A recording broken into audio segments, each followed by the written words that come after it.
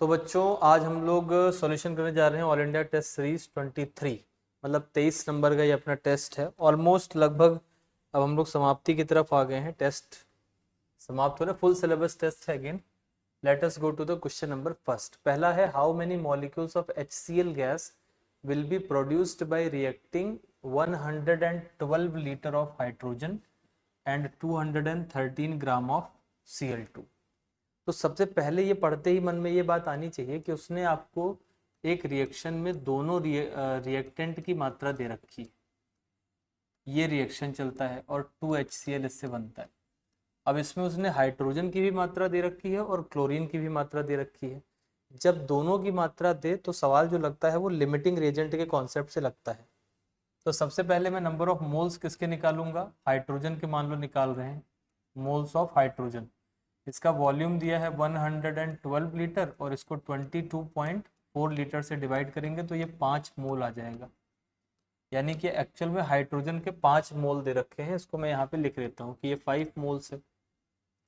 फिर इसके बाद हम निकाल लेते हैं मोल्स ऑफ क्लोरीन कितना है, तो Cl2 का मोल हो जाएगा 213 ग्राम। तो वेट अपॉन मॉलिक्यूलर वेट 71 लिखेंगे तो ये 3 मोल आ जाएगा, 3 मोल। तो यहाँ पर अगर आप देखें तो इसका मोल हो गया 3 मोल। अब चूंकि इनका स्टोइकोमेट्रिक कॉफिशिएंट 1 ही है तो इससे मुझे पता चल गया कि लिमिटिंग रिएजेंट जो है वो क्लोरीन बनेगा। रीजन ये है जिसका पहले कंजम्पशन हो जाता है वो लिमिटिंग रिएजेंट बनता है। तो क्लोरीन मेरे केस में हो गया क्या, लिमिटिंग रिएजेंट Lr। अब लिमिटिंग रिएजेंट अगर ये है तो जो आंसर देना है इसी के हिसाब से देना रहेगा। तो जब इसका 1 मोल होता है तो इसका 2 मोल बनता है, तो इसका 3 मोल होगा, इसका कितना बनेगा 6 मोल। तो mole of HCl will be 2 into mole of Cl2 होगा, 2 गुना होगा। तो ये हो जाएगा 2 इंटू 3 इज इक्वल टू 6 मोल। लेकिन आपसे मोल नहीं पूछा है, नंबर ऑफ मॉलिक्यूल पूछा है। तो number will be equal to mole multiplied by 6.02 into 10 raise to the power 23। तो यहाँ 6 से गुणा कर देंगे, 6 गुणे 6 लगभग 36 आ जाएगा, जिसको हम लिख सकते हैं 3.61 multiplied by 10 raise to the power 24, यानी करेक्ट आंसर पहला हो जाएगा। तो this question is basically based on mole concept and limiting reagent का ये सवाल है।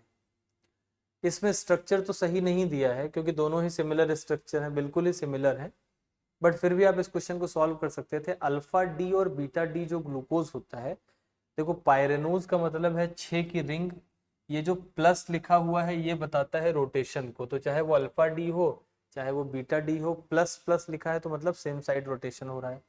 डी जो बताता है वो रिलेटिव पोजीशन को बताता है, D is a relative configuration, D और एल, बड़ा वाला डी और एल, तो वो डी ग्लिसरल डिहाइड के और एल ग्लिसरल डिहाइड के बिहाफ पे देते हैं इसको। नाउ अल्फा एंड बीटा जो वर्ड है वो यूज किया जाता है फॉर एनोमर्स, एंड एनोमर्स वो होते हैं जो C1 पोजीशन पे, कार्बन नंबर 1 जो है, जो ये वाला कार्बन है, इसकी पोजीशन पे OH ऊपर या नीचे की तरफ होता है तो अल्फा बीटा बनता है। इसमें दोनों में ऊपर लिखा है, वो स्ट्रक्चर दोनों सिमिलर दे दिए गए हैं, but structure first and second if they are alpha and beta, जैसा कि सवाल में कहा गया है, तो दे आर एनोमर्स, यही करेक्ट स्टेटमेंट हो जाएगा। और एनोमर्स उन्हें बोलते हैं जो एक पोजीशन पे एक कार्बन की रिलेटिव पोजीशन ऑफ ग्रुप्स पे डिफरेंशिएट कर सकते हैं, and they are alpha and beta which are given in NCERT also. ये सवाल हमें दिया गया है, इसमें कई स्टेप में रिएक्शन हो रहा है। सबसे पहले इससे ये बन गया है टोलुइन, तो यहाँ ए क्या रहा होगा, ए रहा होगा CH3Cl, तभी AlCl3 ने ये Cl लिया होगा, ये इलेक्ट्रोफाइल बना होगा, इसने अटैक किया होगा और टोलुइन बना होगा। तो पहले में ए जो है वो CH3Cl है, तो मैंने 2 ऑप्शन एलिमिनेट कर दिए, ये भी गया और ये ऑप्शन भी गया। अब CH3Cl के बाद देखो दूसरा वाला सेम लिखा है तो मैं मैच ही नहीं करूंगा, तीसरा वाला सेम लिखा है तो भी मैं मैच नहीं करूंगा, तो बेसिकली मुझे चौथे वाले को देखना चाहिए अगर मैं एग्जाम में सॉल्व कर रहा हूँ। बट यहाँ पर आप देखो इसका ऑक्सीडेशन होगा तो बनेगा बेंजोइक एसिड। कोई भी इस तरीके का, चाहे वो टोलुइन हो चाहे और कार्बन वाला आइसोप्रोपाइल बेंजीन हो, irrespective of number of carbon, ये ऑक्सीडाइज हो जाता है किसमें, बेंजोइक एसिड में। बेंजोइक एसिड को जब आप NaOH से डील करोगे तो फिर ये बन जाएगा COONA, तो यहाँ पर ये बन जाएगा COONA, COONA। अब ये बनने के बाद, इतना बनने के बाद फिर ये कह रहे हैं कि इन्होंने D से डील किया, यहाँ से C बना और C को फिर उन्होंने डील किया है किससे, D से, और ये बन गया। तो जरा C और D में फर्क देखो तो एक कार्बन का ही फर्क है। और ये CO2 को गायब करने के लिए जो बेटर रिएजेंट है वो कौन है, ये NaOH प्लस CO। इसको ये D carb, soda lime D carboxylation करता है, तो दिस इज डी कार्बोक्सिलेशन। तो अगले नंबर पे हमारा सही ये कौन सा हो जाएगा, तीसरा जवाब सही हो जाएगा।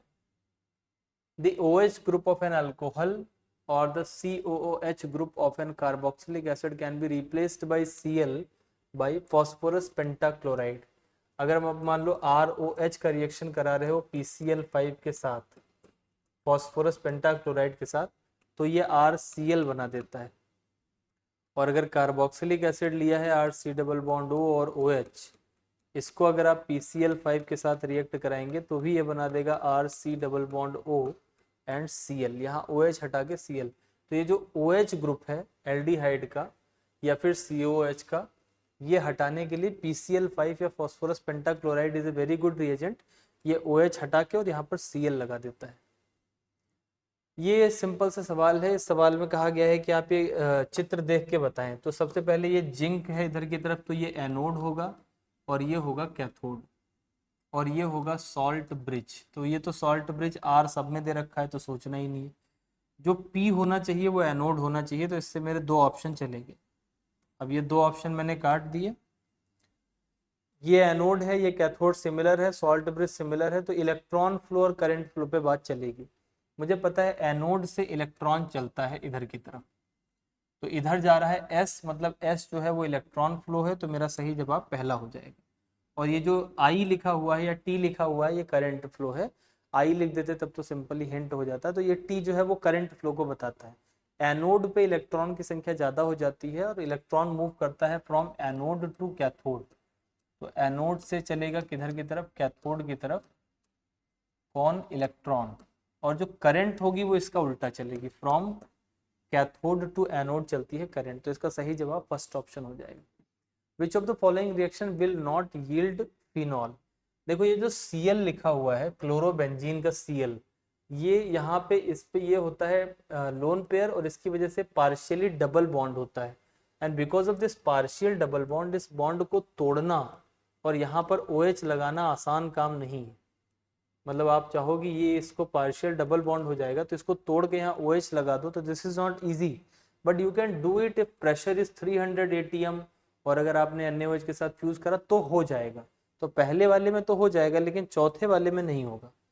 चौथे में क्यों नहीं होगा, यहाँ इन्होंने 298 केल्विन का टेम्परेचर और 1 ATM प्रेशर। 298 केल्विन कितना हुआ, 273, मतलब 25 डिग्री पे काम नहीं होना। ये 300 एटमॉस्फेयर, बहुत हाई प्रेशर पे होगा, विग्रस कंडीशन पे होगा।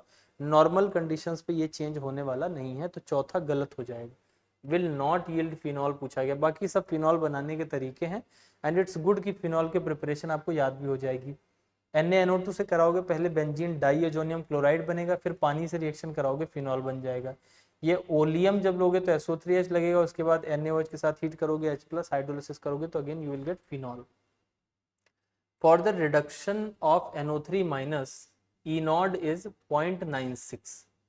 इसका मतलब NO3- का जो SRP है, SRP that is given as 0.96, और ये बहुत सारे मेटल दे रखे हैं।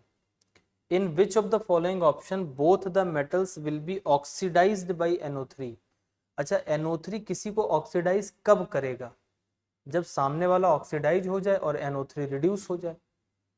इस स्टेटमेंट को आप पढ़ें, NO3 किसी को ऑक्सीडाइज कब करेगा, जब NO3 खुद क्या हो जाए, रिड्यूस।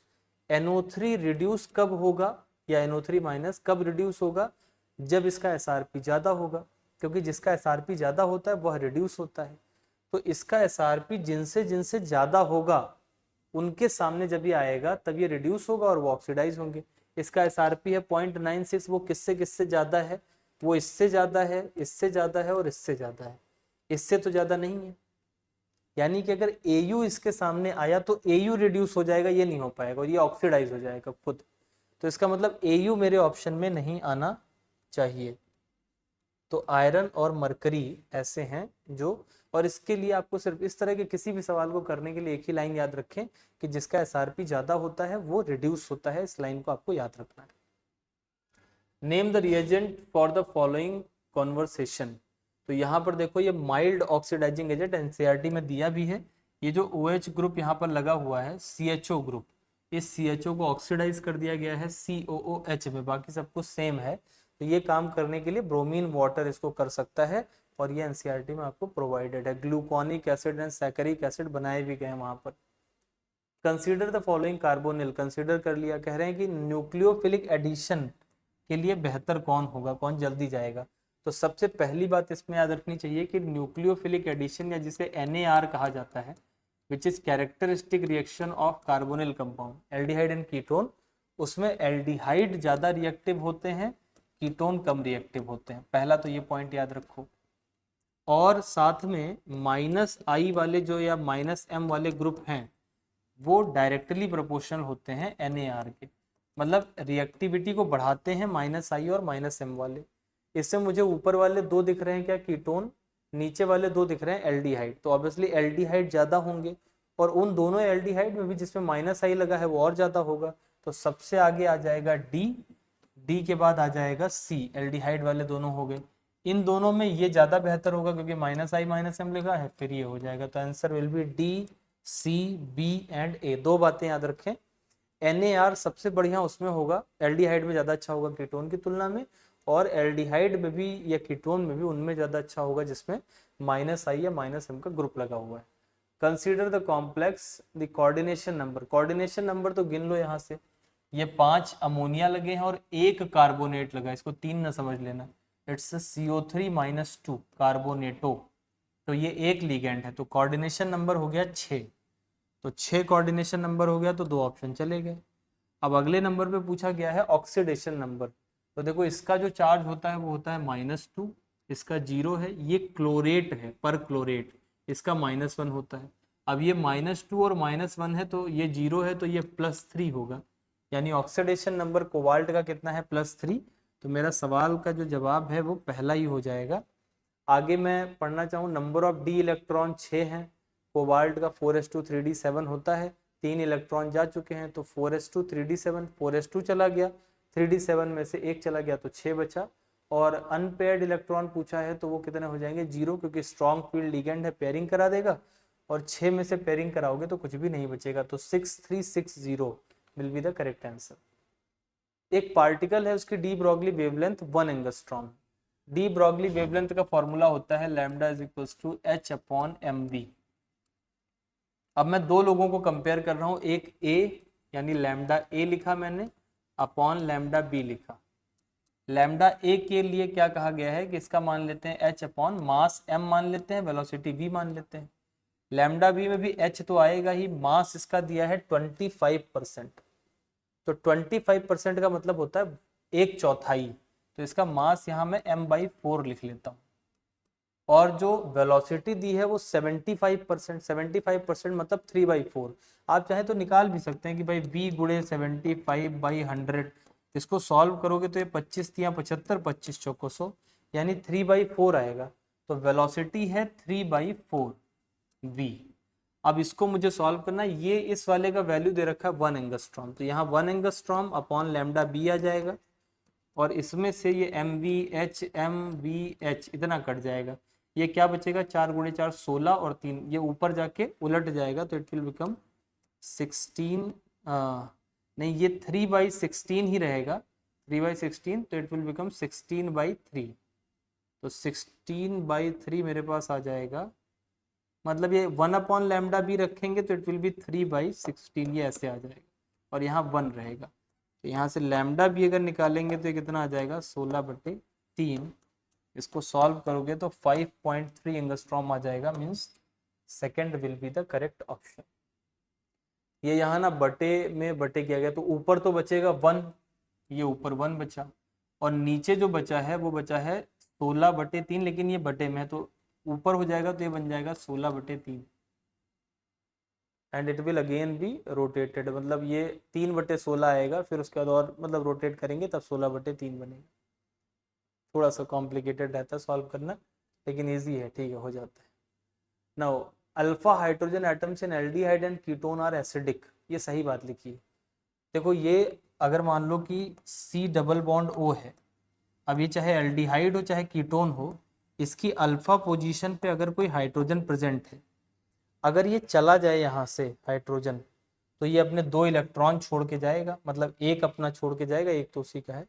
ये वाला जो है इसको रेजोनेंस का फायदा मिल जाता है, इसीलिए अल्फा पोजीशन पर जो हाइड्रोजन होते हैं वो एसिडिक होते हैं। तो इन्होंने लिखा है alpha hydrogen of aldehyde and ketone are acidic, सही है। Anion formed after loss of alpha hydrogen are stabilised due to, ये गड़बड़ लिख दिया, इंडक्टिव इफेक्ट। यहाँ लिख देते अगर रेजोनेंस तो ये बढ़िया 1 और 2 सब बढ़िया हो जाता। तो assertion is correct but reason is not correct at the end. यहाँ पे क्या होना चाहिए, जो एनायन बनता है वो किससे स्टेबलाइज हो जाता है, बिकॉज ऑफ रेजोनेंस, तो बहुत अच्छा आंसर हो जाता। PbOH होल ट्वाइस का वाटर के साथ सॉलिबिलिटी दे रखा है, फिर एक बफर सॉल्यूशन है उसमें सॉलिबिलिटी निकालने को कह रहे हैं। तो सबसे पहले नंबर 1 पे जो ये सॉलिबिलिटी दे रखी है, इस गिवन सॉलिबिलिटी से मैं इसका KSP निकालता हूँ। KSP ये किस टाइप का सॉल्ट है, AB2 टाइप का सॉल्ट है, तो इसका फॉर्मूला हो जाएगा 4S क्यूब। तो यहाँ 4 लिखेंगे, S जो लिखा है इसको जरा दूसरे तरीके से देख लो, इसको मैं लिख सकता हूँ 0.67 into 10 raise to the power -5 भी तो लिख सकते हैं इसको, और 0.67 इज कॉल्ड 2/3, तो यहाँ मैं इसको लिख देता हूँ 2/3 इंटू 10 की पावर -5 का क्यूब।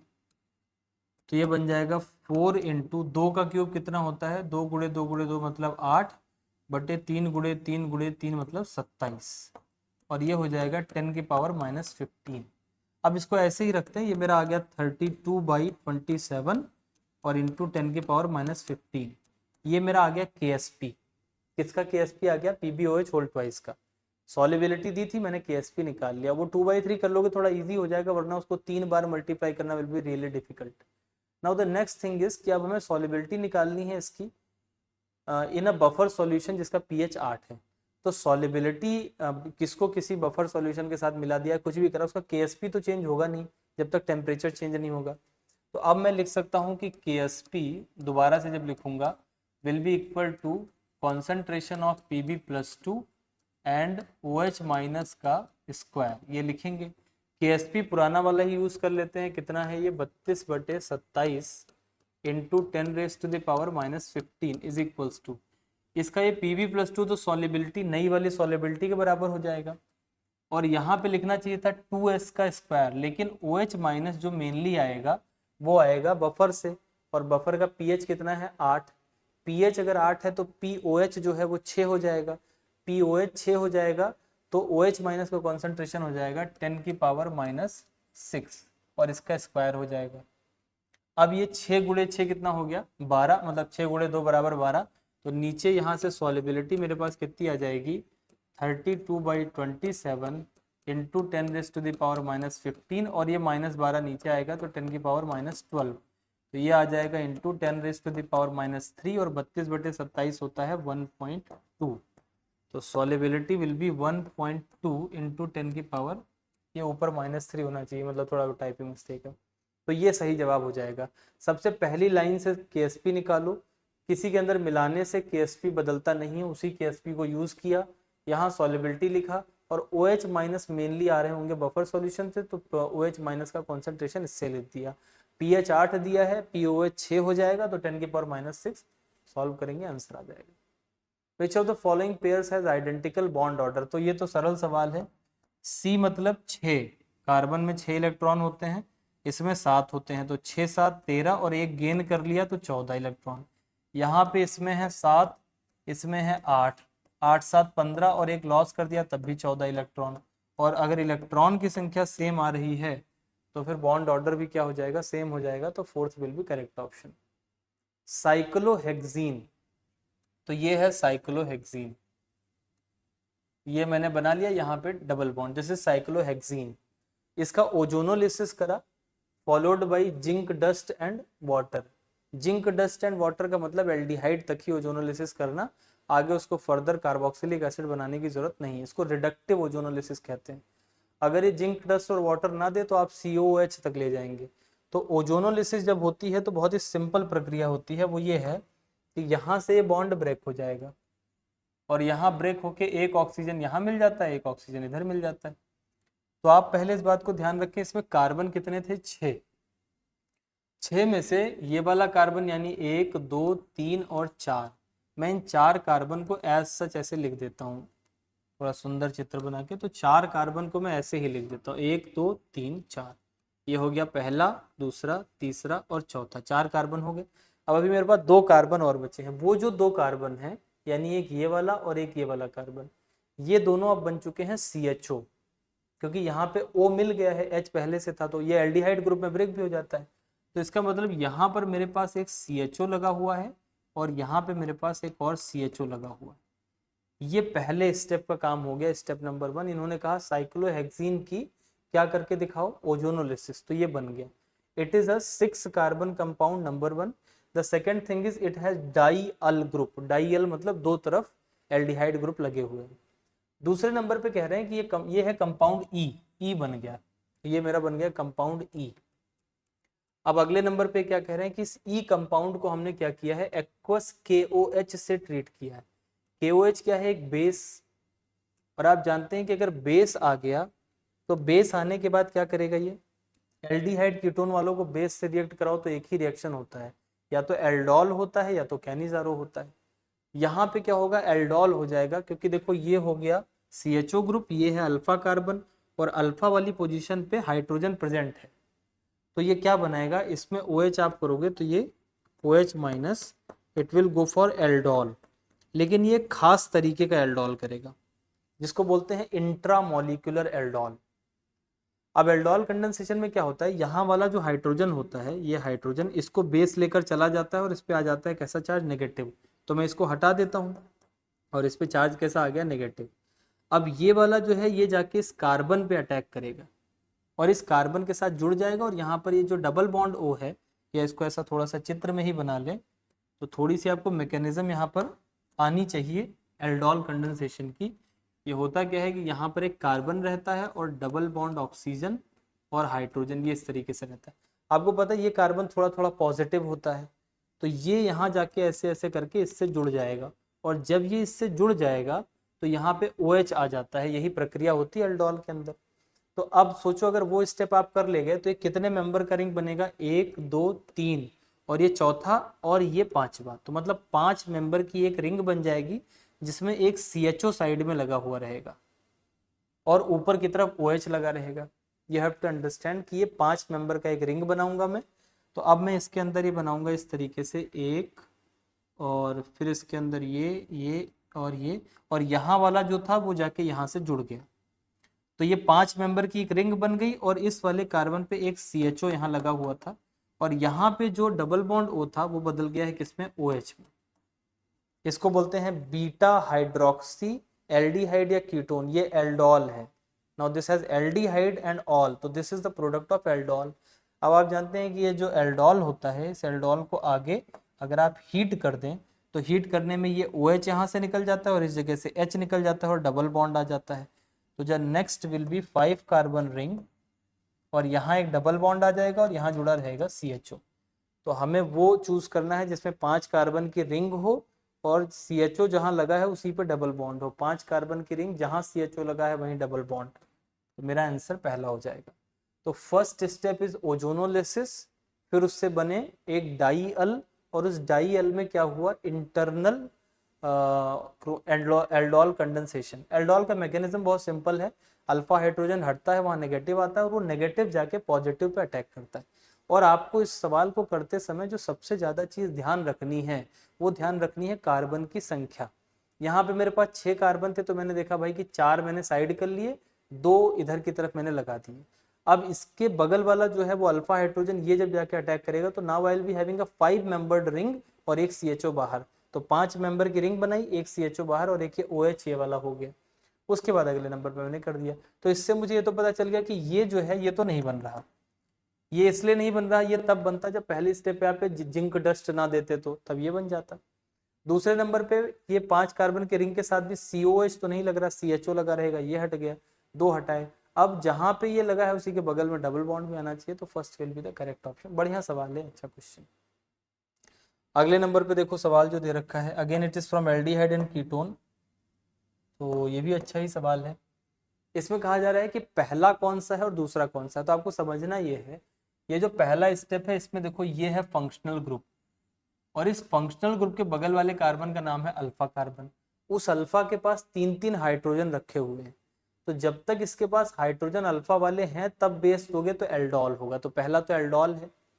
लेकिन खास बात यह है कि इसका एक H, दूसरा H और तीसरा H वो बार बार निकलेगा और उससे आके ये जुड़ता जाएगा, इसके इलेक्ट्रोफिलिक पोजीशन पे ये अटैक करता चला जाएगा बार बार। तो ये एक नहीं बल्कि 3 इस्तेमाल हुआ है।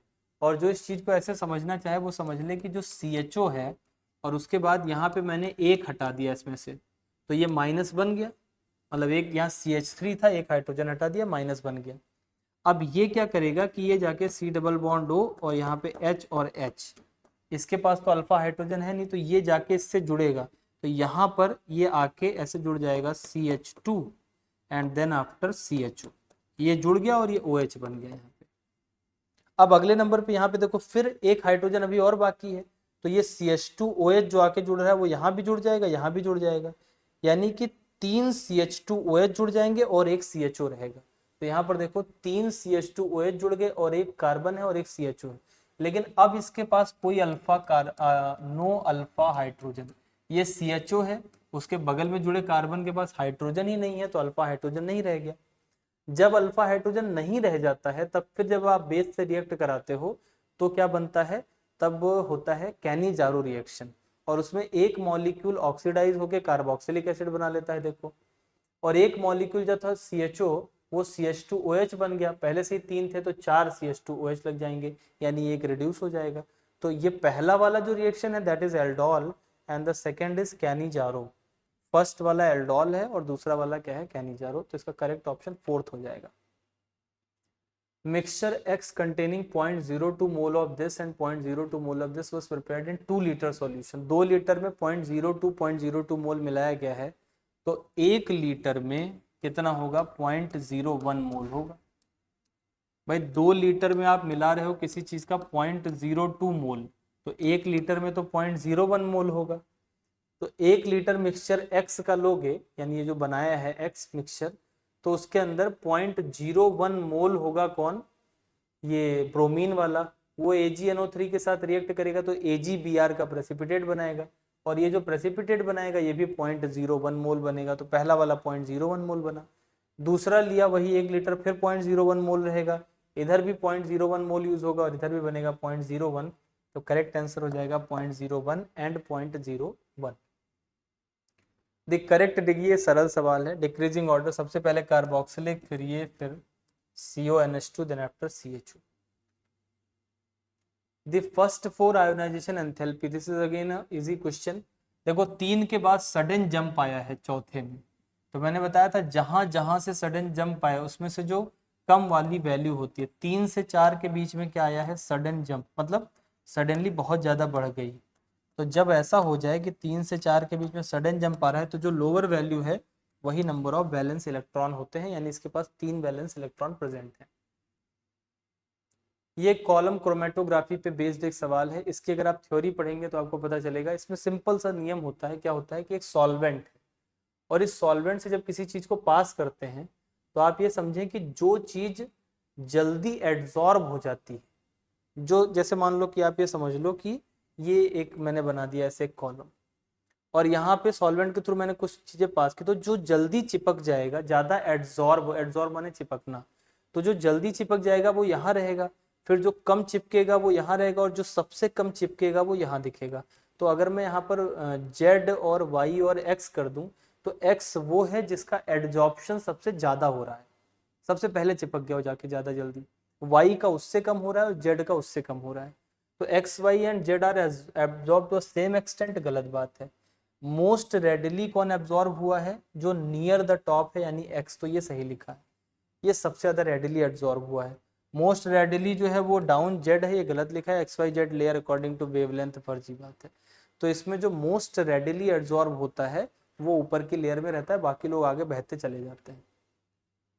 लॉग के पी अपॉन के सी, इसको थोड़ा सॉल्व करोगे तो ये आ जाएगा लॉग के P upon K C is equals to minus log R T, या इसको लिख सकते हैं लॉग के P upon K C is equals to log, और ये जो माइनस है पावर में चला जाता है तो आर टी की पावर -1।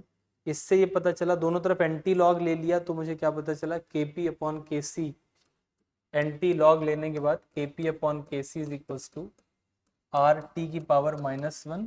यहाँ से पता चला के पी बराबर के सी आर टी की पावर -1। इसको कंपेयर करें के पी बराबर K C R T delta N से, तो यहाँ डेल्टा एन कितना आ गया, -1, और डेल्टा एन होता क्या है, product minus reactant.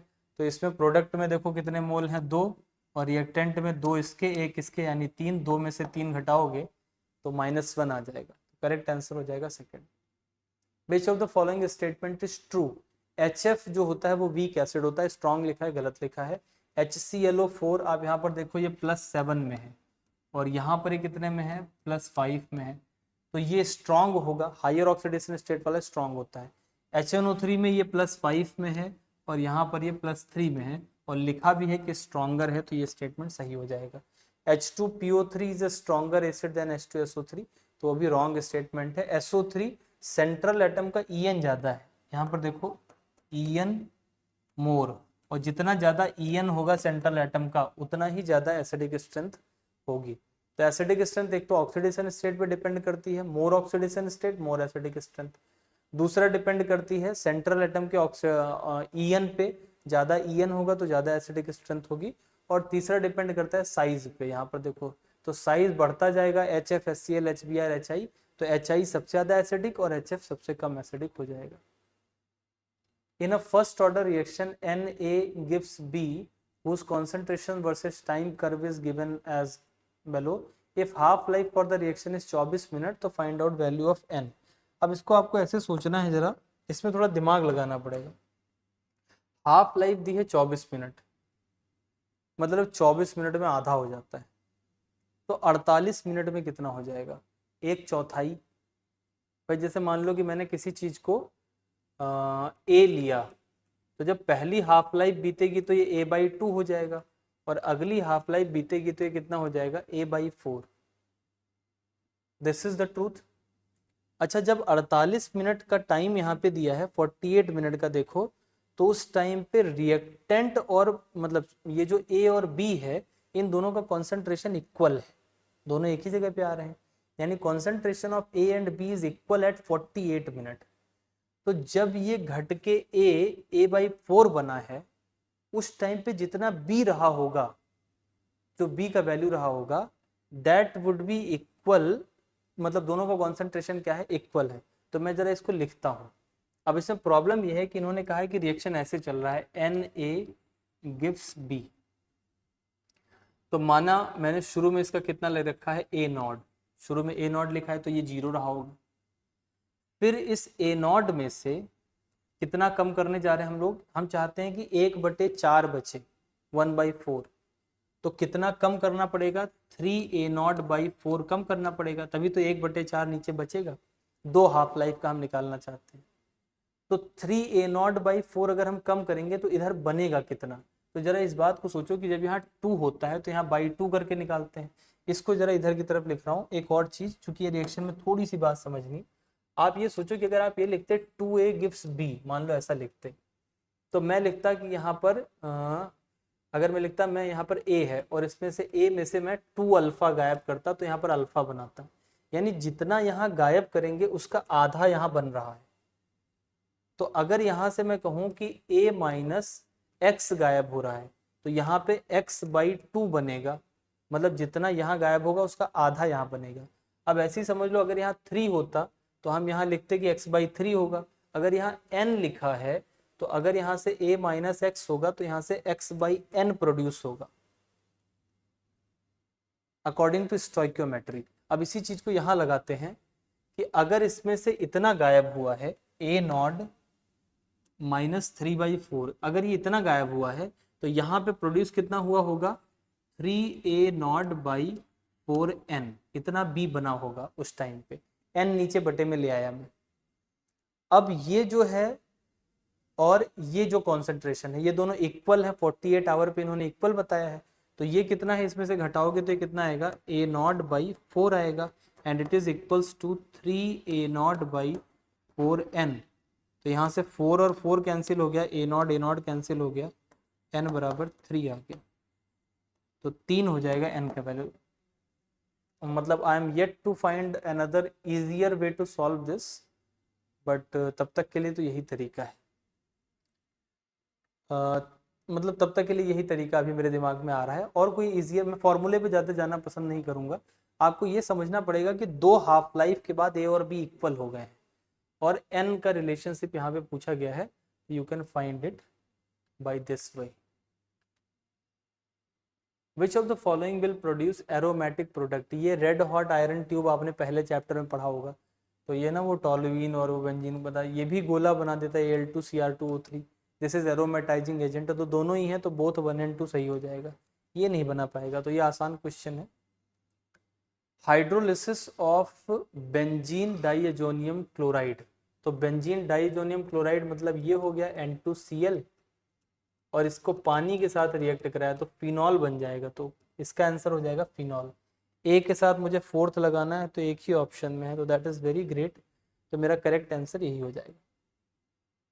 Phenol plus methyl chloride in presence of Al3L3, तो ये फिनॉल है और फिनॉल में मिथाइल क्लोराइड CH3Cl ले रहे हैं इन प्रेजेंस ऑफ AlCl3, तो ये ना इस Cl को लेके चला जाएगा और ये CH3 पे पॉजिटिव चार्ज आएगा, इलेक्ट्रोफाइल बन जाएगा, और ये जाके अटैक करेगा तो ऑर्थो और पैरा पोजीशन पे, जिसमें से बेटर प्रोडक्ट पैरा पे बनेगा, इसको क्रिसॉल बोलते हैं, तो this will be para cresol with B.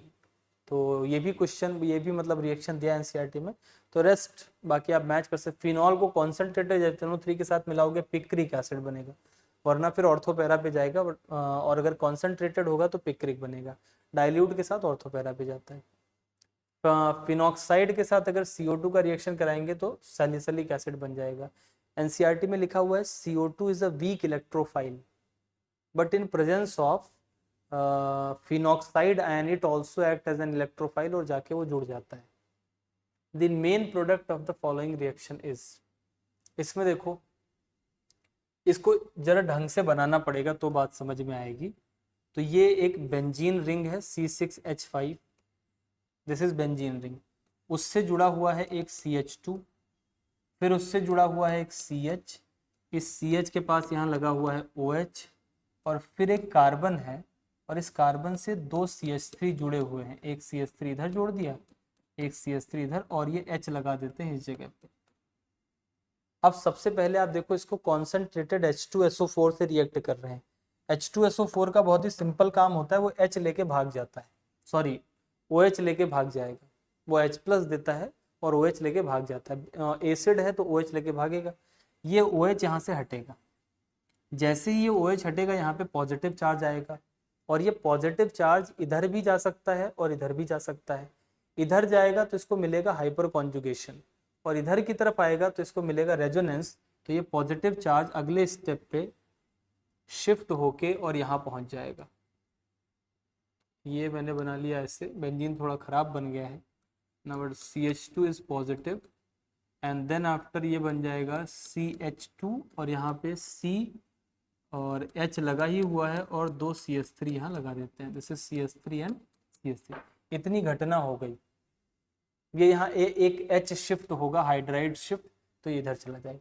Now after this incident ये तो स्टेबलाइज हो गया कार्बोकैटायन, अब उधर से जो HSO4- था वो आएगा, और आने के बाद यहाँ से एक H+ को लेके जाना है, तो देखो इधर साइड से तो H+ ले नहीं जा सकता क्योंकि H+ है ही नहीं, तो इसी साइड से H+ ले जाएगा, तो यहाँ पे एक डबल बॉन्ड क्रिएट होगा, एक H+ इस जगह से जाएगा and it will create a double bond at this position. तो अब देखो मेरे पास एक ऐसा बना, यहाँ एक H हट गया, तो मतलब ये बन गया मेरे पास C+C, इधर भी H इधर भी H, और इधर की तरफ एक बेंजीन रिंग है, और एक H है और इधर की तरफ भी एक H है और यहाँ पे ये C और ये CH3 और ये CH3। अब ये इतना तो हमने देख लिया, तो हमारा ऑप्शन जो हो जाएगा वो कौन सा हो जाएगा, सेकंड ऑप्शन। लेकिन आप इसमें एक चीज़ और देखो कि ये C6H5 के साथ इन्होंने सिस वाला भी दे रखा है और ट्रांस वाला भी दे रखा है। तो हम कौन सा टिक करें इसमें, ट्रांस वाला या सिस वाला? तो trans will be preferred in this. Why? Because जब आप इधर से इसको निकाल लेते हो, यहाँ जब आओगे आप निकालने के लिए, हाइड्रोजन निकालने के लिए, तो ट्रांस पोजीशन पे ये इतना बड़ा बल्कि ग्रुप लगा हुआ है, तो बल्कि ग्रुप में ना अपोजिट साइड से निकालना ज्यादा आसान रहता है। ये फॉलो कर रहा है इवन मैकेनिज्म को। इवन का मतलब कार्बोकैटायन बना रहे हैं तो ऑब्वियसली इवन मैकेनिज्म को फॉलो करेगा। अब अगर ये इवन को फॉलो कर रहा है तो इवन में कोई स्पेसिफिक नहीं होता है कि सिस बनेगा कि ट्रांस बनेगा, बिकॉज ये स्टीरियो स्पेसिफिक नहीं है। लेकिन ज्यादा नहीं है तो सिस भी बन सकता है, ट्रांस भी बन सकता है, बट ट्रांस इसलिए बनेगा बिकॉज बल्कि ग्रुप्स हैं, तो उसको अपोजिट साइड से निकालना थोड़ा सा इजी रहेगा। That's why the correct answer will be second option. Angular velocity of an electron occupying the second Bohr orbit. पहले तो ये जानो कि एंगुलर वेलोसिटी होती क्या है। Angular velocity, it is omega. Now what is omega? Omega is equals to v by r, velocity जो normal वाली वेलोसिटी है अपॉन रेडियस, दोनों करेंगे तब ओमेगा आएगा। Don't directly go for velocity, पूछा तो वेलोसिटी का फॉर्मूला लगा दिया, ऐसा नहीं करेंगे। तो यहाँ पे हो जाएगा 2.16 इंटू 10 की पावर -8, और याद रखना ये सेंटीमीटर पर सेकंड में है अभी, और गुणे यहाँ लिखा जाएगा Z/n, ये फॉर्मूला इसका हो गया। यहाँ इसको लिखते हैं 0.529, और ये एंगस्ट्रॉम में होता है, तो एंगस्ट्रॉम को भी मैं किस में बदल लेता हूँ, सेंटीमीटर में, -8, तो सेंटीमीटर सेंटीमीटर कैंसिल हो जाएगा, और इनटू n² अपॉन Z, ये हो जाएगा। अब n² अपॉन Z, ये Z ऊपर जाएगा तो क्या बन जाएगा, Z², और ये n जो है ये n³ बना लेगा, तो और ये 8 पावर, ये -8 मैंने गलत लिख दिया, sorry, this should be +8। Electron का वेलोसिटी -8 में नहीं, 10⁻8 होना चाहिए। अब ये ऊपर जाएगा तो 8 और 8 कितना हो जाएगा, 16। तो ओमेगा मेरे पास कितना आ गया, 2.16 डिवाइडेड बाई 0.529, और ये हो गया इंटू 10 की पावर 16, ये 16 ऊपर पहुंच गया। और इसमें से ये Z काट न देना, ये Z ऊपर जाके Z² बना लेगा, Z² और नीचे n³ बन जाएगा। अब ये Z², Z कितना है, हीलियम, तो हीलियम का मतलब 2 होगा Z, और सेकंड ऑर्बिट का ही पूछ रहे हैं, मतलब n भी 2 है, Z भी 2, n भी 2, तो ये 2 का स्क्वायर नीचे 2 का क्यूब, मतलब अल्टीमेटली यहाँ पर बटे में 2 बचेगा। देखो Z is also 2 and n is also 2। अब ये 0.529 लिखा हुआ है, थोड़ा लिखने में ऐसा कर दिया मैंने, इसको हटाते हैं, दिस इज 0.529 और यहाँ पे 2 आया है। 0.5 का मतलब कितना होता है, 1/2, और ये 2 है, तो लगभग कट के ये लोग 1 ही आ जाएंगे। अगर ये 1 आ जाएंगे तो आंसर इसी के करीब होना चाहिए, 2.16 इंटू 10 की पावर 16, यानी पहला हो जाएगा। हाँ, ये पहला आंसर हो जाएगा, फर्स्ट। अब क्यों एग्जैक्टली 16 नहीं आया, उसका रीजन क्या है, क्योंकि ये थोड़ा सा बड़ा है ना 0.5 से, तो इस वजह से थोड़ा सा छोटा आंसर आएगा। विच of the following statement is true, सत्य को ढूंढना है। इलेक्ट्रॉन कॉपर से जिंक की तरफ जाते हैं, गलत लिखा है, इलेक्ट्रॉन जिंक से कॉपर जाते हैं। करंट जिंक से कॉपर, फिर उल्टा लिख दिया, कॉपर से जिंक जाती है। Cation move toward copper electrode, copper क्या है, कैथोड, तो मैंने इसको याद करने का तरीका क्या है, कैटायन कैथोड की तरफ जाता है, एनायन एनोड की तरफ जाता है, तो ये सही बात लिखी है, third will be the correct answer. ये आसान सवाल है, एंट्रोपी सबसे ज्यादा वेपर की, फिर लिक्विड की, फिर सॉलिड की, तो करेक्ट आंसर सेकंड हो जाएगा। IUPAC नेम इसका पूछा गया है, ये भी थोड़ा सा आपको सोचना पड़ेगा। सबसे पहले पोटेशियम तो आना ही आना चाहिए, तो चारों में पोटेशियम है। फिर इसके बाद आप देखो एमीन सब में आ रहा है, एमीन एमीन एमीन एमीन, तो ये तो डिसाइडिंग फैक्टर नहीं है। अब एमीन के बाद क्या है, डाईसाइनो, देखो यहाँ साइनो 2 है, तो डाईसाइनो डाईसाइनो डाईसाइनो, यहाँ सिर्फ साइनो लिखा है, तो ये ऑप्शन गया। भाई साइनाइड 2 है तो डाईसाइनो आना चाहिए। अब डाईसाइनो आने के बाद फिर उन्होंने यहाँ पर क्रोमेट 4 लिखा है और क्रोमेट 3 और क्रोमेट 6, यानी अगर मैं अगले नंबर पे सिर्फ क्रोमियम का ऑक्सीडेशन नंबर निकालूं तो भी काम चल जाएगा। इसके अलावा एक और चीज है, यहाँ पर देखो इस वाले में साइनो के बाद सिर्फ क्रोमेट लिखा है, यानी O2 और इसका कोई जिक्र ही नहीं है, तो ये भी गलत ऑप्शन हो गया। फिर अगले नंबर पे आप सोचेंगे कि ये जो O2 लिखा है और जो O लिखा है वो दोनों सेम तो नहीं हो सकते। O2 एंड O और ब्रैकेट बना के 2 लिखा हुआ है, इसका मतलब ये दो O है, this is O-2 and O-2, ऐसे दो हैं। और ये जो है ये है O2-2, ये परऑक्साइड है और ये ऑक्साइड है, तो दो ऑक्साइड हैं और एक परऑक्साइड है। तो यहाँ पे इन्होंने टेट्रा लिख दिया है, लिखा है टेट्रा ऑक्सो, तो मतलब चारों सेम तो नहीं है, चारों ऑक्सीजन सेम नहीं है, तो ये भी गया ऑप्शन से। तो एक्चुअल नाम क्या हो जाएगा, डाई ऑक्सो, मतलब दो ऑक्सो हैं और एक परऑक्सो है।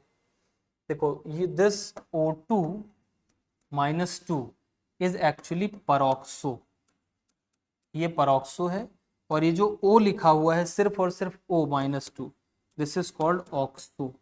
तो इसमें दो ऑक्सो हैं और एक परऑक्सो है। तो आप एलिमिनेशन से चले तो it will be easier for you to solve. जैसे मैंने सबसे पहले देखा अमाइनो, अमाइनो सब में अमीन है, इसमें अमीनो लिखा है, वैसे ही गलत हो गया, नाम ही अमीन होता है। लेकिन तब भी सब में डाई साइनो लिखा था, इसमें सिर्फ साइनो, इसको हटा दिया। सिर्फ डाई साइनो ही तो था नहीं, कुछ ना कुछ ऑक्सीजन वाले भी जुड़े हैं, तो ये भी चला गया। वो जो ऑक्सीजन वाले हैं वो डिफरेंट तो ही हैं क्योंकि अलग अलग तरीके से लिखे हैं, तो टेट्रा ऑक्सो तो नहीं होगा, एक डाइऑक्सो ये। तो ऐसे एलिमिनेशन से क्वेश्चन करना थोड़ा सा आसान हो जाएगा। एक कंपाउंड है ABC, ये चार्ज मैच करने वाला है, तो इसमें आपको हिट एंड ट्रायल ही करना पड़ेगा। A को 3 यानी कि +6 हो गया, A3। अब BC4 को अलग से निकालो, B कितना है +5 और C कितना है -2, और -2 वाले 4 लगेंगे तो ये -8 हो जाएगा। तो ओवरऑल ये जो है ये -3 लिखा हुआ है, तो -3 इसका अंदर में आया, ऐसा 2 लगाया है तो -6 हो जाएगा और ये +6 हो जाएगा, तो न्यूट्रल हो जाएगा। एंड इसको करने का एक ही तरीका है, hit and trial, that is only method. Equimolal solution of KCl and एक कंपाउंड X है पानी में, जो कि शो करता है depression in freezing point in the ratio of 4:1। देखो नॉर्मली अगर देखा जाए तो जो KCl है और जो X है, इसमें डिप्रेशन इन फ्रीजिंग पॉइंट में 1:2 का रेशियो तो होना ही चाहिए था, क्योंकि इसके दो मॉलिक्यूल टूटेंगे पानी में जाके, तो डिसोसिएशन की वजह से 2:1 तो होना ही चाहिए था। लेकिन ये कह रहे हैं 4:1 आ रहा है, द रेशियो हैज बिकम 4:1। तो कारण क्या है, तो अब 4:1 आ रहा है तो ये तो सिर्फ दो ही टुकड़े में टूट सकता है और तो टूट नहीं पाएगा, तो इसमें तो कोई चेंज नहीं आया, चेंज इसी के अंदर आया होगा, ये जरूर ना जरूर 1 से कम हो गया। अब अगर सोचो कि ये 2 ही रहे और ये 1 से कम होकर 0.5 बन जाए, तो इसका मतलब फिर 4:1 का रेशियो आ जाएगा। इस 1 को 0.5 बनने के लिए क्या करना पड़ेगा, या तो डाइमर बनाए 100%, तो यहाँ पे डिसोसिएशन और हाइड्रोलिसिस तो फर्जी ऑप्शन हो गए। अभी या तो ये डाइमर बनाए, लेकिन सोचो डाइमर अगर पूरा का पूरा बनाता, मतलब पूरा 100% डाइमराइजेशन करता, तो 1 का आधा हो जाता। 50% डाइमर बनाने से काम नहीं चलेगा, तो किससे काम चलेगा, ट्राइमेराइज करना पड़ेगा 75%। अब 75% ट्राइमेराइज करने से चीजें आधी हो जाती है, इसको आप समझें कैसे। मान लो मैंने 100 मॉलिक्यूल लिए, इसमें से 75%, तो ये 25 मॉलिक्यूल तो साबुत रखे रहे, इन पे तो कोई फर्क नहीं पड़ा। ये 75 जो है वो ट्राइमेराइज हो गए, ट्राइमेराइज मतलब 3-3 का झुंड बना लिया, तो ये जब ट्राइमर बनाएंगे तो 25 ही तो बचेंगे, और 25 ये हमारे साबुत रखे थे, तो टोटल कितने बन गए, 50 मॉलिक्यूल बन गए, तो मतलब 100 का आधा हो गया। तो अगर 75% ट्राइमेराइज हो रहा है तो इसका मतलब वो आधा हो रहा है। तो now you think of it कि अगर x आधा हो गया तो 0.5 हो गया, ये डबल था ही, तो 4:1 का रेशियो आ जाएगा। Again a very good question from point of factor, but आप इसे थ्योरेटिकली सॉल्व कर सकते हो, don't need to use any of your brain, elimination से सॉल्व कर सकते हैं अगर आप ये समझते हैं कि बेंट ऑफ फैक्टर क्या होता है। अगर आप वो 1 - अल्फा बीटा जो फॉर्मूला होता है सिर्फ उसी पर डिपेंडेंट है, तो अगेन आई वुड नॉट से कि कोई बहुत बुरी बात नहीं, सवाल लग जाते हैं तो बहुत ही अच्छा है, बट कभी कभी रैंक बनाने के लिए अच्छे सवाल भी आते हैं, तो वहां आपको अंडरस्टैंडिंग यूज करनी पड़ेगी। Pentaacetate form of glucose doesn't react with hydroxylamine, सही बात लिखी है। The pentaacetate form of glucose exist in hemiacetal form, ये दोनों बातें सही लिखी हैं, और ये थ्योरी का नॉलेज का पॉइंट है, ये आपको मिल जाएगा बायोमोलिक्यूल चैप्टर में। पेंटा एसीटेट फॉर्म बनाने का मतलब ये है कि 6 कार्बन जो ग्लूकोज के होते हैं, ये 6 कार्बन है, इसमें से 5 पे OH लगा रहता है, CH2 OH OH OH इस तरीके से, और जो आखिरी वाला होता है वो डबल बॉन्ड OH होता है इस तरीके। ये बेसिकली ग्लूकोज का स्ट्रक्चर है। तो 5 OH है, 5 मैंने बनाया, 5 OH है।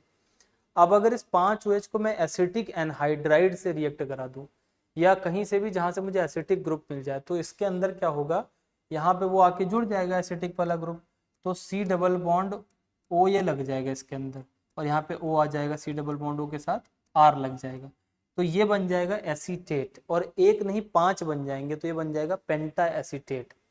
नाउ दिस पेंटा एसीटेट पहले तो ये प्रूफ करता है कि अल्कोहल में 5 OH लगे हुए हैं, और चूंकि अल्कोहल एक स्टेबल मॉलिक्यूल है तो पांचों OH अलग अलग कार्बन पे लगे हुए होंगे। देखो अल्कोहल का स्ट्रक्चर किसी को दिखाई तो देता नहीं था, तो कैसे पता करते थे कि अल्कोहल कैसा होगा, तो उसके अंदर एसिटिक एनहाइड्राइड मिलाया, पेंटा एसीटेट बन के आया, 5 एसीटेट, तो इसका मतलब 5 OH रहे होंगे। तो ये जो पेंटा एसीटेट फॉर्म है ऑफ ग्लूकोज, ये एग्जिस्ट करता है हेमी एसिटल के रूप में, क्योंकि ये जो OH है, ये जो OH है, this acetate can also form, यहाँ पे इस वाले ग्रुप को इंगेज कर लेगा और यहाँ पे OR बना लेगा एंड यहाँ पे H लगा देगा, तो इसको हेमी एसिटल बोलते हैं। अगर एक तरफ OR लगा है तो हेमी एसिटल, दोनों तरफ लगा है तो उसको एसिटल बोलते हैं। नाउ दिस हेमी एसिटल का मतलब है ये CHO बिजी हो गया, और अगर ये CHO बिजी हो गया तो अब ये हाइड्रोक्सिल अमीन से रिएक्ट नहीं कर पाएगा, तो दोनों स्टेटमेंट अपने आप में सही है। PO4-3 पे फॉर्मल चार्ज, तो फॉर्मल चार्ज -3 का चार्ज है, 4 लोगों पे बटा है, तो 3/4 का हो गया माइनस में, तो दिस इज फॉर्मल चार्ज, -0.75 आ जाएगा। और जो बॉन्ड ऑर्डर होता है वो निकालने के लिए स्ट्रक्चर बनाना पड़ता है। तो बॉन्ड ऑर्डर में आप देखें यहाँ पर कुल बॉन्ड कितने हैं, तो टोटल बॉन्ड की संख्या है 2, 1 3, 1 4 5, और कितने लोगों में बटा है, 4 लोगों में बटा है, मतलब 4 ऑक्सीजन में, तो 5/4, मतलब बॉन्ड ऑर्डर 1.25 हो जाएगा, और फॉर्मल चार्ज -0.75, तो करेक्ट आंसर सेकंड हो जाएगा। इसमें से करेक्ट स्टेटमेंट निकालना है। पहला है ClO2 मॉलिक्यूल में दोनों ही ClO bond length are greater than expected, greater नहीं बिकॉज ऑफ रेजोनेंस लेस हो जाएंगी। Brown colour of HNO3 can be removed by passing ammonia through acid on addition of aqueous solution of ammonia to ferric chloride solution, a brownish precipitate soluble in HNO3 is obtained। तो ये practical chemistry का सवाल है। Aqueous solution of ammonia, what is aqueous ammonia, ये है NH3 plus पानी H2O, यानी ये बन गया दोनों मिला के NH4OH, this is aqueous solution of ammonia. तो ये जो लिखा है ना एक्वस सॉल्यूशन ऑफ अमोनिया, इसको तो आप पहले समझे NH4OH। इस NH4OH को मैंने क्या कहाँ मिलाया है, फेरिक क्लोराइड के साथ, तो FeCl3 के साथ मिला देते हैं, FeCl3 प्लस NH4OH। तो इससे कॉमन सेंस कहता है कि इससे बनेगा क्या, it will form FeOH whole thrice, ये 3 मॉलिक्यूल लगेंगे और FeOH होल थ्राइस, और 3 बनेंगे NH4Cl, उसकी भी जरूरत नहीं, तो ये बना FeOH होल थ्राइस, और ये प्रेसिपिटेट बना लेता है ब्राउनिश कलर का। FeOH whole thrice forms a brownish colour of precipitate. तो पहला स्टेप तो सही हो गया। Now this FeOH whole thrice, अगर इस FeOH होल थ्राइस को मैं किसमें ले जाऊं, HNO3 के साथ रिएक्ट कराऊं, तो ये बना देगा FeNO3, फेरस नाइट्रेट बना देगा 3। तो ये इसके अंदर रिएक्ट कर रहा है, मतलब सॉल्युबल भी है। तो NH4OH मिलाया फेरिक क्लोराइड में, ब्राउनिश प्रेसिपिटेट मिला, मतलब ये मिला, और ये सॉल्युबल भी है, तो ये करेक्ट आंसर हो जाएगा और बढ़िया हो जाएगा ये। तो this is correct statement. The pair of electrons in the given carbon ion, तो वो तो sp हाइब्रिडाइजेशन दिख रहा है, triple bonded carbon is sp, इसमें कुछ बताने की जरूरत नहीं, सिंपल है। ये एक बड़ा सा सवाल है, CH3COH को SOCl2, ये अपने पेपर में, इससे पहले वाले पेपर में आया था, तो SOCl2 के साथ रिएक्शन कराएंगे तो ये क्या बनाएगा, CH3CH3COCl, ये बनाएगा। अब इसको आप बेंजीन और एनहाइड्रस AlCl3 के साथ रिएक्ट करा रहे हो, तो ये AlCl3 इसका एक Cl ले लेगा, तो ये बन जाएगा AlCl4, और जो ये हिस्सा है ये पॉजिटिव हो जाएगा। Now this positive will react upon benzene, तो ये बेंजीन है और इस बेंजीन पे जुड़ जाएगा C डबल बॉन्ड O और CH3, ये बन गया B, इसको बोलते हैं एसीटोफिनोन। अब इसके बाद इस पे HCN का एडिशन कर रहे हैं, तो HCN का एडिशन का मतलब ये हो गया कि यहाँ पे CN जुड़ जाएगा और यहाँ पे H आ जाएगा, तो ये बन गया बेंजीन, और बेंजीन में यहाँ पे C के साथ OH आ गया और यहाँ पे CN आ गया, और इधर की तरफ CH3 लगा हुआ है। फिर HCN, तो ये C बन गया। C के बाद इसको हाइड्रोलिसिस कर रहे हैं, और हाइड्रोलिसिस मैंने बताया था साइनाइड चेंजेस इनटू COH, तो मेरा करेक्ट ऑप्शन कौन सा हो जाएगा? Correct option will be first. एक बेंजीन है, एक तरफ लगा हुआ है CH3, एक तरफ OH, एक तरफ COH, तो correct option will be first option. तो ये स्टेप वाले सवाल हैं, ये भी आते हैं, these are also good questions. अगर रेडबर्ग कांस्टेंट सेम है तो ground state energy of the electron in hydrogen atom, तो एनर्जी का फॉर्मूला क्या होता है? एनर्जी इज इक्वल टू, ये फॉर्मूला यूज कर लेते हैं, -13.6 into Z square upon n square. तो अगर जेड बाई एन सेम है तो एनर्जी भी क्या होगी? सेम होगी। तो जेड बाई एन हाइड्रोजन का ग्राउंड स्टेट, तो हाइड्रोजन का ग्राउंड स्टेट मतलब जेड भी 1 और एन भी 1, तो ये चीज पूरी 1 आएगी, तो वो किससे मैच करेगी? तो अगर हीलियम का फर्स्ट एक्साइटेड स्टेट ले लें, अब देखो हीलियम का मतलब Z2 हो गया, और फर्स्ट एक्साइटेड स्टेट का मतलब N इज इक्वल टू 2, तो ये हो गया फर्स्ट एक्साइटेड स्टेट। तो N भी 2 और Z भी 2, तो 2 का ये भी कट के 1 ही आ जाएगा, यानी हाइड्रोजन वाले में 1 1 था, ये भी कट के 1 आ गया था। हीलियम का सेकंड होगा तब भी कट के 1 आ जाएगा। लिथियम का थर्ड होगा, देखो लिथियम में यहाँ 3 लिखोगे, उसकी थर्ड देखोगे तो भी 3 3 कट जाएगा। तो हाइड्रोजन का फर्स्ट, हीलियम का सेकंड, लिथियम का थर्ड, बेरिलियम का फोर्थ और बोरॉन का फिफ्थ, इनका एनर्जी जो होता है वो सेम ही होता है, तो करेक्ट आंसर सेकंड हो जाएगा।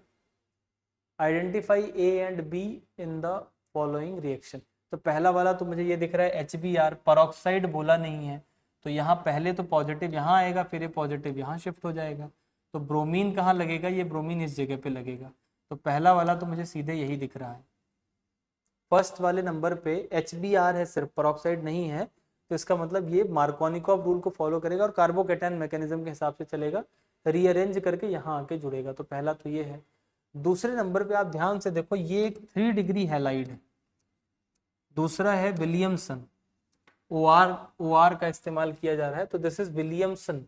नाउ विलियमसन में 3 डिग्री हैलाइड होगा तो दोबारा से एल्कीन बना देगा, तो ये फिर पहला, ये दूसरा, ये first will be the correct answer. OR कहीं ना जोड़ देना, डोंट ऐड OR, ये तो सैडजेफ नहीं फॉलो किया इसलिए गड़बड़ है, और बाकी OR जोड़ने की जरूरत नहीं है कहीं पर भी, हालांकि ऐसा ऑप्शन भी नहीं है, लेकिन यही वाला सही हो जाएगा।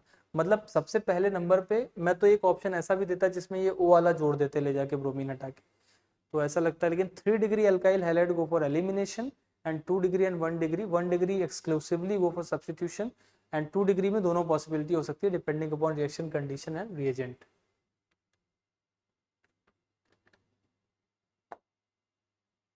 एक गैल्वेनिक सेल है जिसमें जिंक का बार है जिसका वजन 50 ग्राम है, और 1 लीटर और 1 m CuSO4 सॉल्यूशन है, कितनी देर चलेगा ये सेल अगर करंट 1 एम्पियर हो? तो देखो, अगर मैं एक बात सोचूं कि 1 फैराडे अगर करंट चले, 1 फैराडे, तो उससे कितना 1 इक्विवेलेंट डिपॉजिट होगा। 1 Faraday will lead to the deposition of 1 equivalent. Now 1 Faraday is how much? 96500। 96500 will lead to deposition of कितना? 65। जिंक जो है, जिंक इसका हो जाएगा 65/2 ग्राम, मतलब 1 इक्विवेलेंट इसका 65/2 ग्राम के बराबर हो जाएगा। तो अगर 96,500 की चार्ज आया तो इतना डिपॉजिट करेगा, तो 1 ग्राम में कितना डिपॉजिट करेगा? तो 1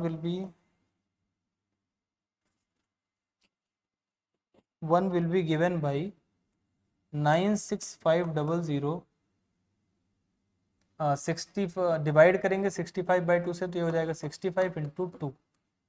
तो 1 ग्राम का निकाल लिया कि 1 ग्राम के लिए कितना चाहिए, तो 50 ग्राम के लिए निकाल लेते हैं कि कितना चाहिए, तो 50 ग्राम जिंक के लिए हो जाएगा 96500/65 × 2 × 50। ये 50 ग्राम जिंक के लिए मुझे कितना चार्ज चाहिए वो पता चल गया, and charge is equals to I into T.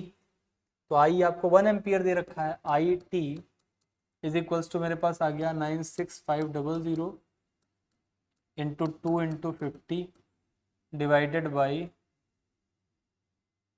कितना है नीचे 50 लिखना चाहिए था ना, नहीं 65, ओके इट इज 65। आई की जगह 1 रखेंगे तो टाइम बराबर आ गया कितना 96500 इंटू 2 इंटू 50 100 होता है डिवाइडेड बाई 65।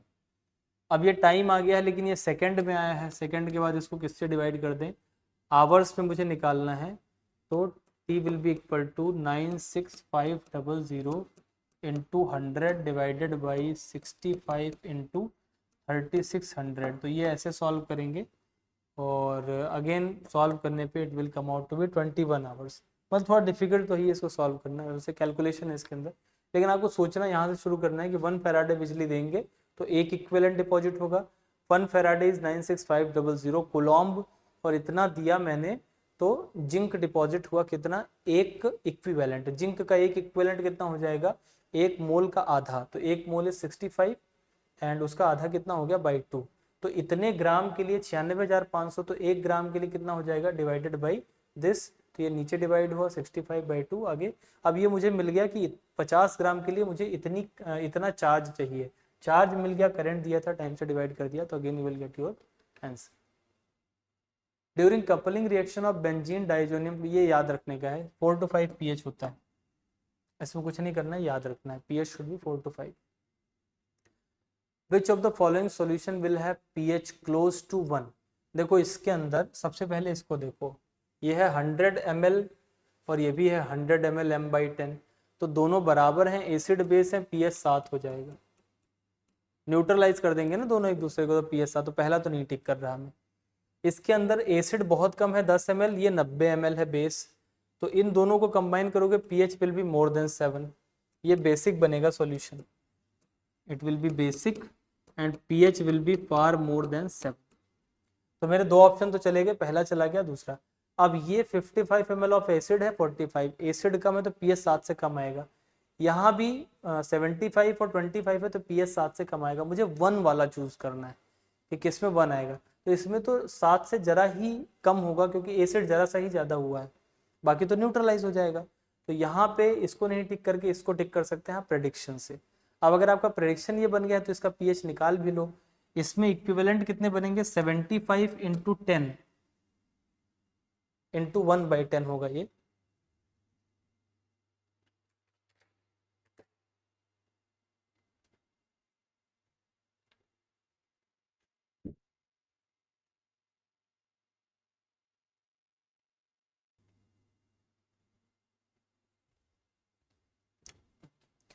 तो यहाँ जब हम लोग मल्टीप्लाई करेंगे 75 और ये 1/10 को मल्टीप्लाई करेंगे तो ये 7.5 इसके मोल्स आ जाएंगे, मिली मोल्स, क्योंकि ml में ले रहे हैं, इसके 2.5 आएंगे, और 7.5 और 2.5 में से आपको पता है कि ये 2.5 तो न्यूट्रलाइज हो जाएंगे, 2.5 न्यूट्रलाइज होगा तो अल्टीमेटली क्या बचेगा 5 मिली मोल्स बचेंगे। 5 मिली मोल एसिड के बचे हैं, डिवाइड करोगे वॉल्यूम से तो मोलैरिटी आ जाएगी, 5 75 25 वॉल्यूम मतलब 100 हो गया, तो ये हो गया 5 इंटू 10⁻⁻²। ये क्या आ गई मोलैरिटी किसकी, H+ की, और pH निकालेंगे तो ये आ जाएगा 2 - log 5 and it will come out to be 1.3। तो क्लोजेस्ट टू 1, इसका pH 1.3 आएगा which will be closest to 1, तो करेक्ट आंसर इसका 4th हो जाएगा out of the available option. But 2 तो काट ही दिए और अंदाजा भी लगाओगे तो चौथा वाला सही हो जाएगा। तो every time you don't need to कि आप पूरा ही पूरा पेपर सॉल्व करने में बैठ जाएं। इनमें ऑक्सीडाइजिंग पावर जो होती है वो ऑक्सीडेशन स्टेट के डायरेक्टली प्रोपोर्शनल होती है, तो सीधे ये +6 में है, ये +4 में है, ये +7 में है, तो पहला करेक्ट हो जाएगा। जितनी ज़्यादा ऑक्सीडेशन स्टेट होगी उतना ही ज़्यादा ऑक्सीडाइजिंग पावर भी होगी। एक सब्सटेंस ए है जो मिक्स किया गया है इक्वल अमाउंट में बी के साथ, 1 घंटे बाद a certain substance A is mixed with an equal amount of a substance B. At the end of 1 hour A is 70% reacted. 1 घंटे में 1 आवर में 70% रिएक्ट कर गया। तो बचा कितना होगा 30%। अभी आगे का देखते हैं क्या है। How much will be it be left unreacted eight the end of 2.5 घंटा यदि ए के रेस्पेक्ट में फर्स्ट ऑर्डर। अब आप देखो फर्स्ट ऑर्डर काइनेटिक्स को समझो। फर्स्ट ऑर्डर काइनेटिक्स ये कहती है कि अगर 1 घंटे में 50% हुआ है तो अगले 1 घंटे में भी 50 होगा, अगले 1 घंटे में 50, मतलब रेशियो सेम ही रहता है। तो अगर मैं देखूं कि मैंने शुरू में 100 ले रखा था इनिशियली, तो 1 आवर का जब टाइम फ्रेम बीतेगा तो इसमें से 70 रिएक्ट कर जाएगा। लिखा है 70% रिएक्टेड। रिएक्टेड का मतलब रिएक्ट कर गया। तो बचा कितना 30 बचा। अब अगले 1 घंटे में जब टाइम चलेगा 1 आवर, तो इसका भी 70% रिएक्ट कर जाएगा। 30 का अगर आप 70% निकालोगे तो 30 इंटू 70/100 मतलब 21 अब यहाँ से रिएक्ट कर जाएगा। तो इसमें से बचेगा कितना 9 बचा। पहले में 100 का 70% निकल गया, 30 बचा, फिर 30 का 70% चला गया 9। अब अगला जो फ्रेम है वो 0.5 आवर का है, आधे घंटे का। तो आधे घंटे के फ्रेम में 9 से ये फिर जाएगा, लेकिन इस बार 70% नहीं जाएगा, क्योंकि 1 घंटे में 70% जाता है। और 35 भी नहीं जाएगा, 35% भी नहीं जाएगा, क्योंकि इसमें ऐसा नहीं चलता है कि अगर 1 घंटे में आधा हुआ है तो अगले में 35 हो जाएगा। This is not the way. But आप ये तो समझ सकते हो कि अगर मैं इसका वो निकालूं 70%, अगर ये टाइम फ्रेम 1 आवर होता तो इसका 70% निकालते तो कितना आता, 9 इंटू 70/100 हो जाता। तो 9 सतह 63 मतलब 6.3 आता। अब इसमें से अगर मैं 6.3 माइनस कर दूं तो कितना बचेगा, 6.3 के बाद 0.7 से बन गया 7, मतलब 2.7 बचेगा आफ्टर 1 आवर। 1 घंटे जब टाइम बीतेगा तब ये बचेगा 2.7% बचेगा आफ्टर 1 आवर। तो ये 1% बचा है, ये तो फर्जी बात हो गई। 10% बचा है, ये भी फर्जी बात हो गई आधे घंटे के अंदर। जब 1 घंटा बीतता तब ये 2.7% बचता, तो आधे घंटे में 3% तो नहीं बचा होगा। तो करेक्ट आंसर हो जाएगा 5%। ये हम अंदाजे से निकाल सकते हैं। 1 घंटे में 70% किया, फिर 70% किया, अब 9% बचा है 2 घंटे के बाद। तो 10% तो ऑप्शन से चला गया भाई। जब 9% बचा है तो 10% बचने का अब तो ऑप्शन हटा दिया। 1% भी अब अगला आधा घंटा मुझे डिसाइड करना है कि अगले आधे घंटे में क्या होगा। तो 3 और 1 तो नहीं होंगे, क्योंकि अगर 1 घंटा भी चले तब भी इतना बचेगा 2.7। तो 2.7 बचेगा 1 घंटे बाद, तो आधे घंटे में 1% तो नहीं बचेगा, 3% तो नहीं बचेगा। तो ये दोनों ही हट गए, तो मेरे पास ये ऑप्शन बचा। दूसरा तरीका इसको निकालने का है कि आप इक्वेशन बनाएं, के निकालें, और के निकालने के बाद करें, तो that will be very lengthy question in that case. तो उससे आपको सॉल्व करने की जरूरत, मेरा ये मानना है कि नहीं है। अदरवाइज अगर आप चलना चाहें तो आप ऐसे चलें कि time is equals to 2.303 by K log A naught by A T. ये नियम होता है। टाइम 1 घंटे का है 1 hour, is equals to 2.303 by K, और यहाँ लॉग लिखोगे, यहाँ 100 और 70 हो गया, मतलब 30 बचा। तो ये जानकारी आपको दी गई है। यहाँ से आप के निकाल सकते हैं। के विल बी इक्वल टू 2.303 और यहाँ पर लॉग और यहाँ 100/30। अब कह रहे हैं 2.5 घंटे के लिए बताओ, तो फिर ये 2.5 घंटे के लिए क्या हो जाएगा, 2.5 घंटे के लिए हो जाएगा कि कितना बचेगा वो निकालना था। तो टाइम लिखो 2.5 घंटे, 2.5 is equal to 2.303 by K, और लॉग यहाँ पर टोटल मैंने लिया मान लो शुरू में 100, और बचा कितना, इसको x मान लो। अब आपको ये x निकालना है बेसिकली, और k का वैल्यू आप ये वाला लिखोगे। तो ये वाला वैल्यू लिखोगे यहाँ पर, तो हो जाएगा 2.303, और यहाँ पर हो जाएगा बटे में ही आएगा लॉग 100/30 मतलब 10/3, तो लॉग 10 हो गया 1.48, मतलब दशमलव में करके निकाल के। It will be again a difficult calculation. इससे आपको x निकालना पड़ेगा, वो भी एंटी लॉग लेके। तो आप चाहें तो इस रास्ते पे जा सकते हैं, वरना you can follow my way, that will be a easier way to solve this question according to मी।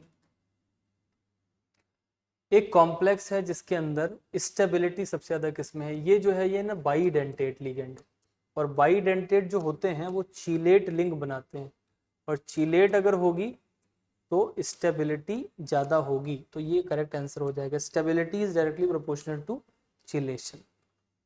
तो this was all about this test. कितना बढ़िया शानदार पेपर था, मजा आ गया पेपर देख के। मतलब मजा नहीं आ गया, ऐसे कभी कभी ऐसा भी तो आता है। पिछले साल फिजिक्स का पेपर ऐसा आ गया था।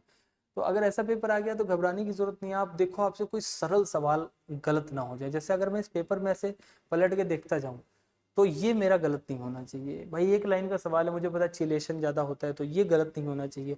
ये अगर मैं गेस कर ले गया तो बहुत अच्छी बात है, गलत नहीं होना चाहिए। ये गलत नहीं होना चाहिए ऑक्सीडेशन नंबर वाला। इसके अलावा ये सिंपल सवाल है, ये भी गलत नहीं होना चाहिए। दो तो ऑप्शन सीधे ही कट गए थे, तीसरा ये भी आप अंदाजे से लगा सकते हो। ये 4 से 5 अगर आपको याद है बहुत अच्छी बात है, वैसे एनसीईआरटी का डेटा है। ये मान लो मैं नहीं भी लगा पाया, ये बड़ा लंबा सा सवाल था, नहीं लगा पाया, तो सिर्फ ऐसा थोड़ी कि मैं नहीं लगा पाऊंगा। और इसके तरह के पूरे पेपर में कितने सवाल होंगे आप चेक करके देखना, 5 से ज़्यादा नहीं होंगे, मतलब जो लंबे लेंदी वाले सवाल हैं। तो अगर वो 5 आपका दिमाग ना खराब कर पाए तो 40 अभी भी हाथ में है। और 40 का मतलब होता है 40 गुणे 4, मतलब 160 नंबर अभी भी अपने हाथ में। 10 नंबर अगर अलग हटा दो तो 150 नंबर अगर इस पेपर में आ जाएगा तो आपका बढ़िया मार्क्स आ गए केमिस्ट्री में। तो कभी भी कठिन पेपर आए तो डिसीजन जो अच्छा ले ले वो समझ लो विजेता बना। मतलब taking the right decision is the biggest factor जो आपको ले जाएगा सिलेक्शन तक। तो ऐसा पेपर भी, चूंकि हर तरह का पेपर देना हमारा काम है, तो इसलिए ये पेपर मैंने आपको इस टेस्ट में दे दिया है। उम्मीद है कि आपको इसे करके बहुत ही मज़ा आया होगा, अच्छा लगा होगा। Thank you very much. अगले टेस्ट के सॉल्यूशन में फिर से मिलते हैं, तब तक पढ़ाई करते रहें, टेस्ट देते रहें। All the best.